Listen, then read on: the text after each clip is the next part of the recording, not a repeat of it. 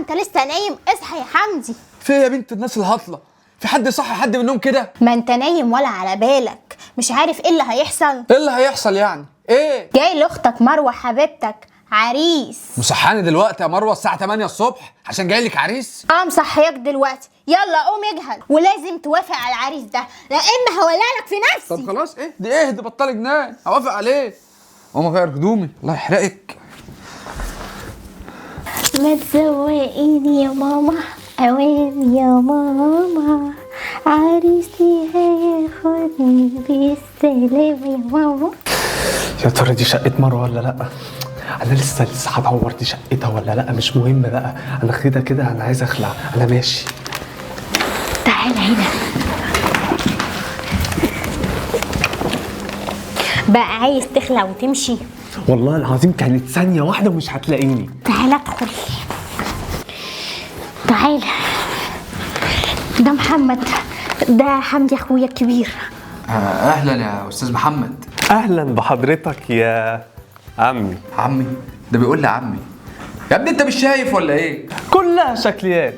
المهم ما دخلتش بإيدي فاضية. شطه وليمون ده؟ لا واحنا قليلين في البلد. ده ملح. ما بحبش انا شيبس الملح، ما بحبش الملح. لا ما هو ليا مش ليك. المهم بقى يا بنت يا مروه، انا عايزك تخشي تجيبي لي كده رغيف عيش عشان احط الشيبس في العيش واعمل شبش بابوتش. بألف هنا وشفا يا حبيبي. جوز النيله ب60 نيله، 2 هبل وتلموا على بعض. قوم يا بنتي، قوم هات لنا حاجه نشربها. شربات. هاتي شربات يا مروه.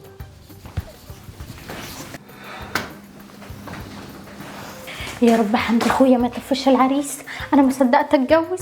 بقول لك يا محمد، انا عايز اقصر عليكم ونجيب من الاخر، احنا ما عندناش بنات للجواز. انا قلت كده برضو، اختك هي اللي فضلت تزن عليا وتقول لي تعالى اخطبني وما تجيش تخطبني وهات شيبسي بالملح ولبست بدله شبه بتاعت جدي. اعمل ايه تاني؟ بقول لك ايه، سلام عليكم. استنى، مش هتشرب العصير الاول؟ قصدك مش يلا طلقك حامي انت يا عم. انا كنت بهزر في موضوع ما عندناش بنات للجواز ده. ما مروه اختي موجوده اهو، هتروح فين يعني؟ هو يعني هنعمل بها ايه؟ ربنا يرزقها بقى بابن الحلال. ولا ما تجننش امي، انت مش جاي تطلب ايد البنت اختي ولا حكايتك ايه انت؟ مروه؟ ايوه طبعا دي حبيبتي وجايه اخطبها. هي في جمال مروه ولا في حلاوه مروه؟ لم ايدك.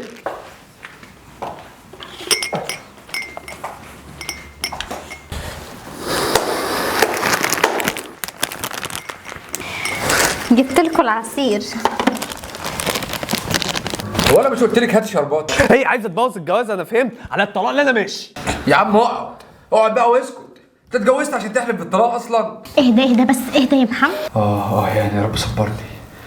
كلمنا عن نفسك يا محمد. ما بقولش اي حاجه غير في محضر رسمي قدام المحامي بتاعي. نزل رجلك، نزل رجلك. انت حبساجي يالا؟ جايبه له واحد حبساجي يا مروه؟ بس بحبه. الله يحرقك. طب بص يا حبيبي، انت عندك شقه بقى تتجوز فيها، هتجيب مهر، هتعمل حاجه، داخل في اي حاجه من الجوازه دي؟ لا ولا حاجه، انا داخل الجوازه دي بمجهودي. مجهودي يالا اللي بتتكلم عنه. بتبص ياض لجسمك، انت فاكر نفسك البيج رامي؟ انا بقى مش موافق على الجوازه دي اختي، انا مش هيجي لها ذهب اقل من بنات خالتها. يبقى خليها لك هي وبنات خالتها. انا هاخد كيس الشيبسي وامشي. اهدى بس يا محمد، ما عنديش بنات خالة. ما بصراحه بقى انا زهقت وعايز امشي. يعني انت عريس فقير ومفلس ومش عايزني حتى اتنك عليك؟ يا اخي اديني فرصتي، حتى عايز احس ان انا اخو عروسه بجد يعني، واتنك عليك واقول لك طلبات وصعب عليك الدنيا. في ايه؟ بص انا اصلا مخنوق طالع عين امي وما بنامش. واقفين على الجوازه ديت ولا اخد بعضي وامشي؟ اختك عندك اهي. لو النبي حمدي لا توافق، لما هولع في نفسي. انا لو مكانك ما توافقش، تخليها تولع في نفسها ونخلص احنا الاثنين. اقعد يالا، اقعد يالا، بالعند فيك هوافق. اقعدي. مبروك يا مروه، مبروك، وحسبي الله ونعم الوكيل.